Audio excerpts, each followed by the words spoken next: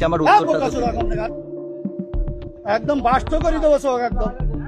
মাহফিলে বাধা দিয়ে কঠিন বিপদের মধ্যে পড়লেন বিএনপির নেতা। বিস্তারিত জানতে ভিডিওতে একটি লাইক দিয়ে না টেনে সম্পূর্ণ ভিডিওটি দেখুন। দর্শক, প্রখ্যাত ইসলামী সঙ্গীত শিল্পী কবির বিন সামাদের সাতক্ষীরার আলিপুর চেকপোস্ট এলাকার একটি মাহফিলে বাধা দিয়েছে ও অকাত্য ভাষায় গালিগালাজ করেছেন আলিপুর ইউনিয়নের সাবেক চেয়ারম্যান ও বিএনপির বহিষ্কৃত নেতা আব্দুর রউফ। গত বুধবার 23 এপ্রিল রাত 11টার দিকে সাতক্ষীরা সদরের আলিপুর চেকপোস্ট এলাকায় এই ঘটনা ঘটে। মাহফিলে চেয়ারম্যান আব্দুর রউফ কবির বিন সামাদকে উদ্দেশ্য করে কিছু প্রশ্ন করে।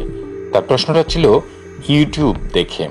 এখন সোশ্যাল মিডিয়ার যুগ, ইউটিউব অনেক কিছুই আসে। তিনি কবির বিন সামাদকে প্রশ্ন করার নামে তাকে অপমানিত করেছেন। তার প্রশ্নটা যুক্তিযুক্ত ছিল না। কবির বিন সামাদ একজন ইসলামিক স্কলার ও একজন ইসলামিক সাংস্কৃতিক ব্যক্তি। তার মাহফিলে বাধা ও তাকে অকথ্য ভাষায় গালিগালাজ করার বিষয়ে সোশ্যাল মিডিয়ায় আলোচনা সমালোচনার ঝড় উঠেছে। এই আব্দুর রউফ সাতক্ষীরার একজন ভূমিদস্যু হিসেবে পরিচিত।